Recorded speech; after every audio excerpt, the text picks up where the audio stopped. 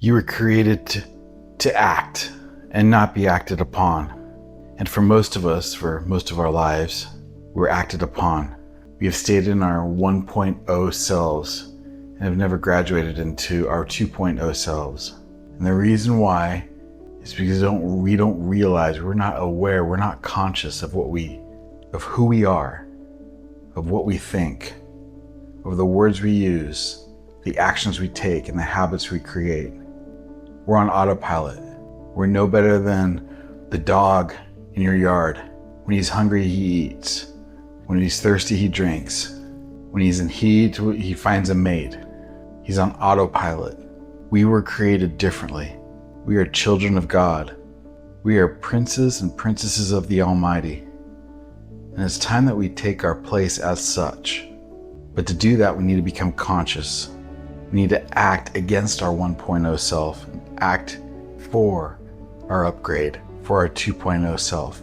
We need to be conscious of who we are, what we truly want, the scary thing in your soul that you desire, that you're afraid to even think about, let alone talk about.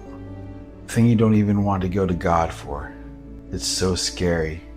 Maybe you think it's silly, but in order to create that 2.0 self, you must be willing to go into that spot. Maybe it's not the right thing, but you need to discover that.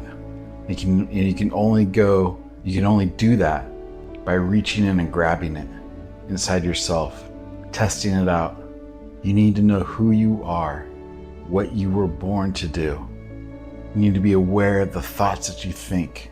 Who's talking to you? You are in a conversation in your mind at every moment, at every day. You are never alone. And you think you're talking to yourself, but you're not. You're talking to God, or you're talking to your enemy. Those are the only two choices.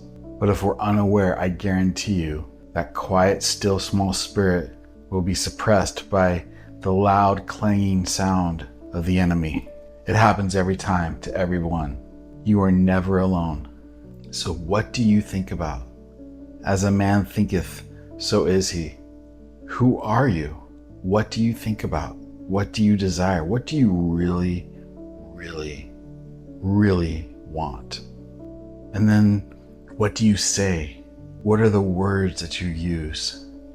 When you're talking to people, are you conscious of what you're saying? Are those conversations leading you towards or against your major purpose, what you were born on this earth to do?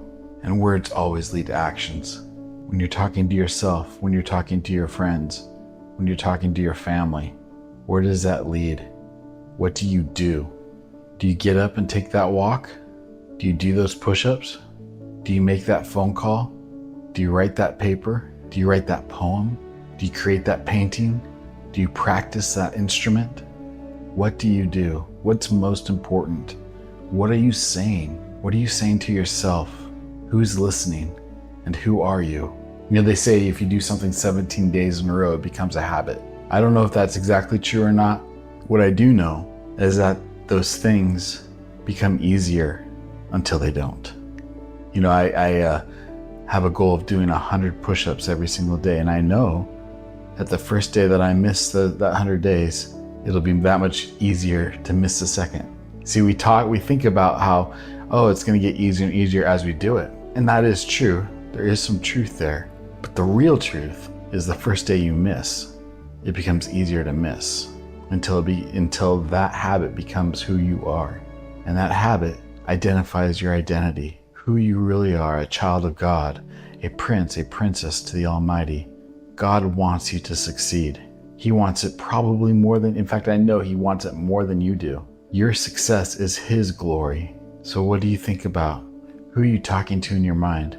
What are your prayers like? Are they with faith or are they with fear? Do you ask yourself, as a millionaire, I would do this, but I don't want to, instead of I don't have the money to do it?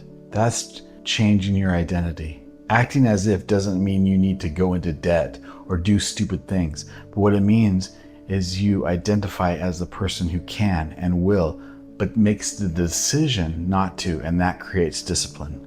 What do you say? What do you say to yourself? What do you say to your friends? Are you loose with your tongue? Do you tell people your innermost thoughts just to have them trampled on? Or do you hold them sacred, slowly showing them the success that you are? What actions are you taking? By small and simple things, great things will happen. And those actions will lead to those habits, and you will create your new 2.0 version of yourself. This is how you act against your 1.0 version. You become conscious. You're not on autopilot. God created you to act and not to be acted upon. And if you're not acting, you're being acted upon. What are those forces that are acting upon you?